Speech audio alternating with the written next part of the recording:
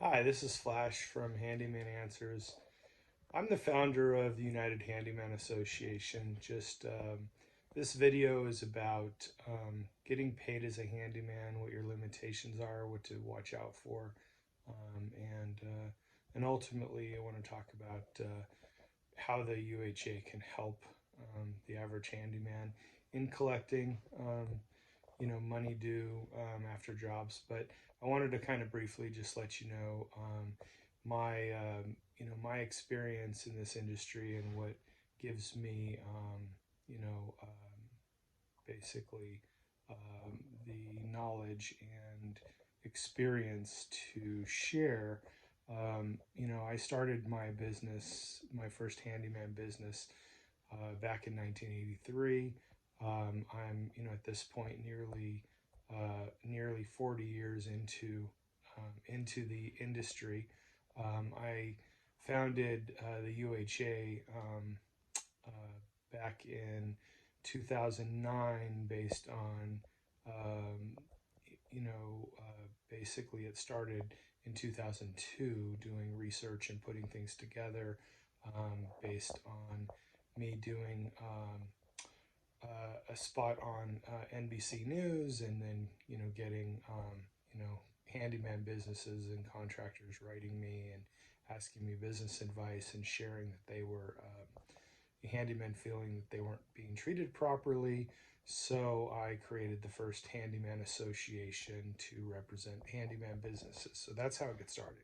So to move into this video, one of the challenges that a an unlicensed contractor handyman faces is if a customer decides not to pay you for services rendered, you have very little options. And in my experience and in talking with other individuals in over the years, based on their experience, I fortunately have personally never had to deal with this.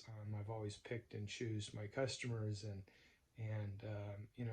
you hope in business to get to that point where you can turn down jobs and turn down customers that you don't feel right about. So, but in speaking with people and and just knowing just the way this industry goes, if a customer refuses to pay you, you have you don't have the option to file a lien like a general contractor, like a licensed contractor would. Now, I'm located in California. My businesses have been in California. The association is out of Nevada. Some states I have to do research on because I don't have personal experience with. So, please check, what I say always, and check, how it pertains to your state.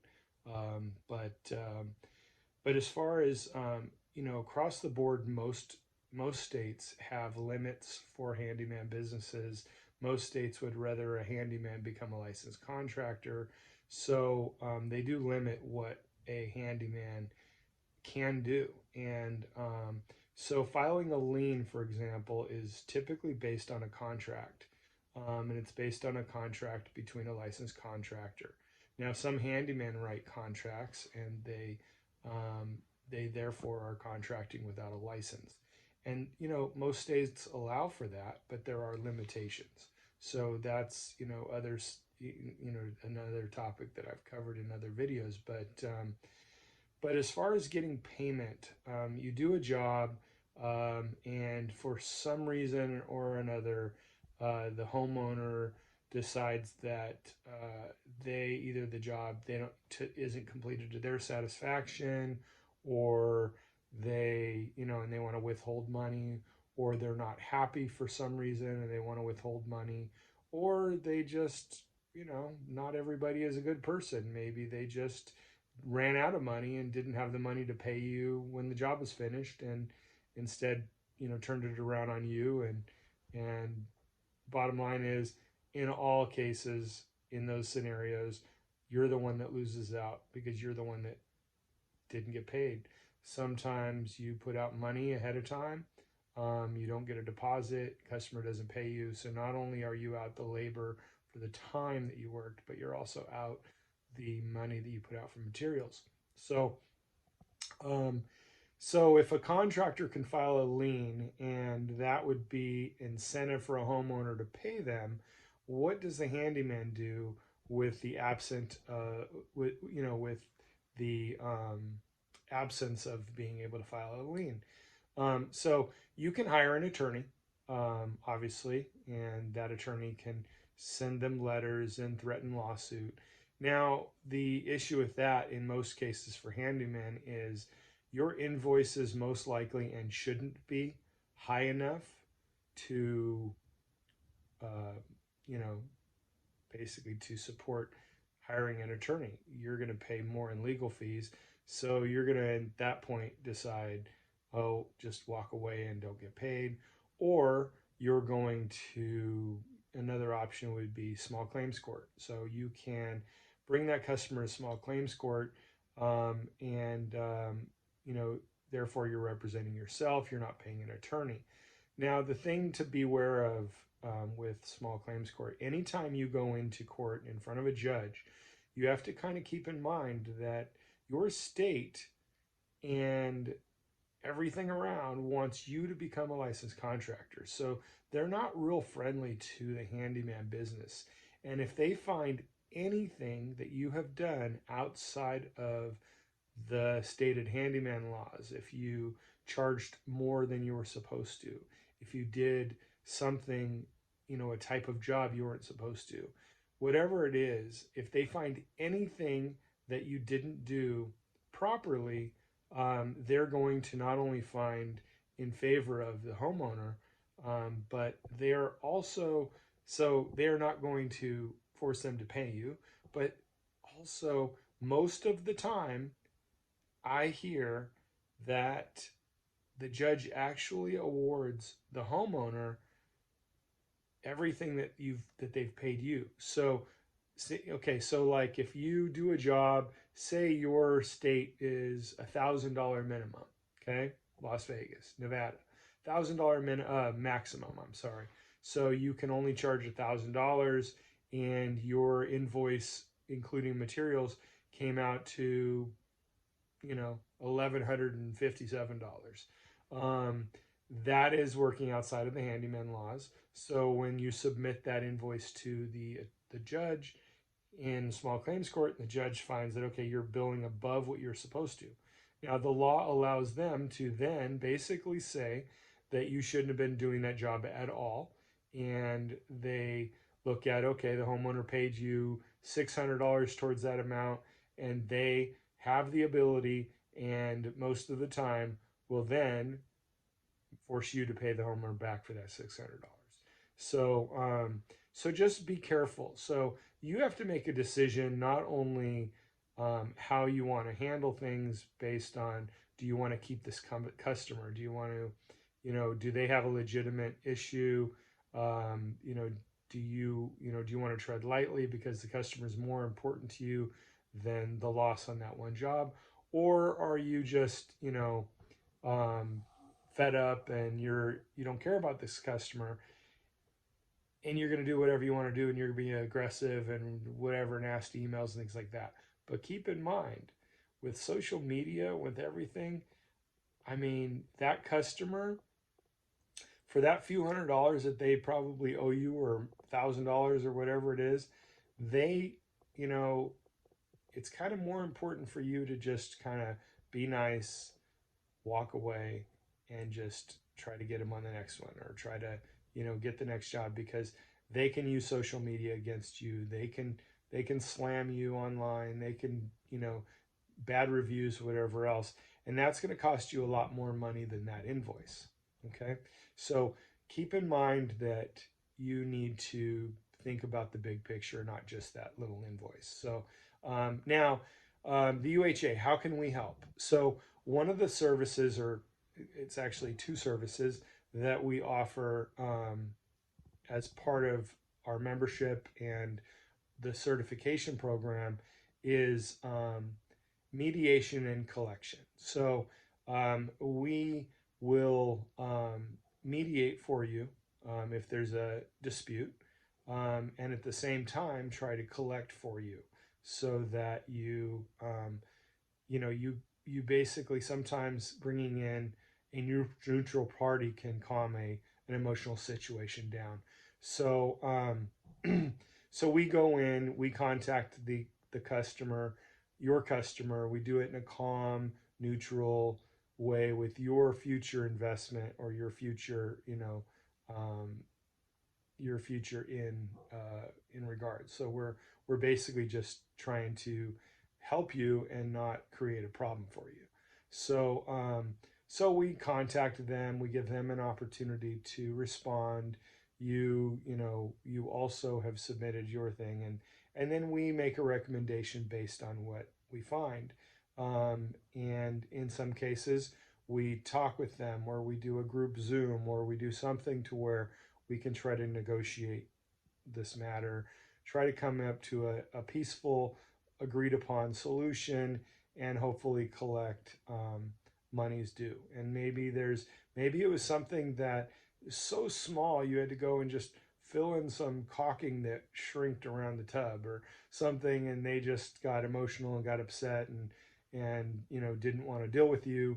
And maybe whatever it is, it could be a million things, but it could have been something so simple like that. And um, and it's taken like to another level, when if you went back and just filled that little caulking in, you get paid. An example. So when I was younger, I worked as a bouncer for 10 or 12 years. I actually kind of traveled and trained bouncers, and but I I use this story, this one fight I broke up, and usually fights between drunks are over something so just stupid and minuscule. And I remember there was a fight over a pool table, and it was over a quarter. And one guy accused the other guy of taking his quarter off the table, and I walked up and I basically just kneeled down and picked the quarter up off the floor and handed it to the guy. And it's like they got so heated they were going to throw blows over a quarter. And um, and it just, so sometimes things get emotional and get taken to the extreme over the smallest things. So same thing with collecting. Now the UHA does this. We have agreement forms.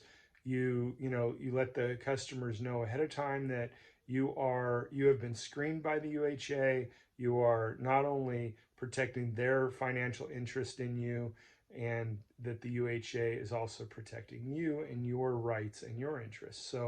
So prior to these jobs, if it's a bigger job, you go into it with knowledge all around, and they also have the opportunity to agree ahead of time to utilize the UHA. If there is any kind of dispute, they agree to handle it that way. So as far as that's for certified members. For registered and verified members, we do offer the service as well. But you know and we do not offer the service to non-members, to people that are not members of the UHA. We will not work with them as far as collecting or anything. They have to become a member, and it's the whole thing is designed to protect our members and be there for them. And so for registered and verified members, we do provide the service for a small fee. As far as certified members, the initial contact and email resolution is included for free.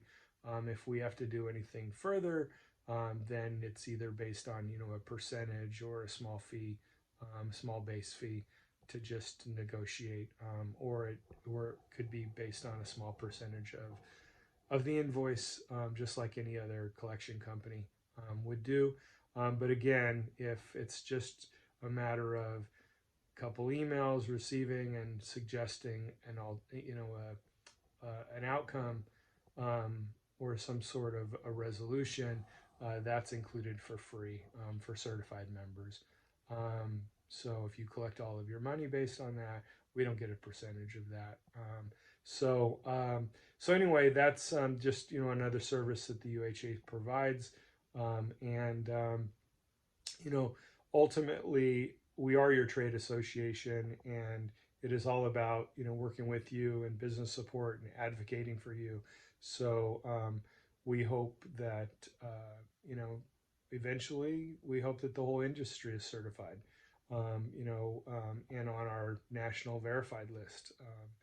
And that list is, it enables customers anywhere in the United States to look up a business name and state and see if they are verified, which means that they've been screened and their identity is verified and their business documents are verified and their insurance is verified and things like that.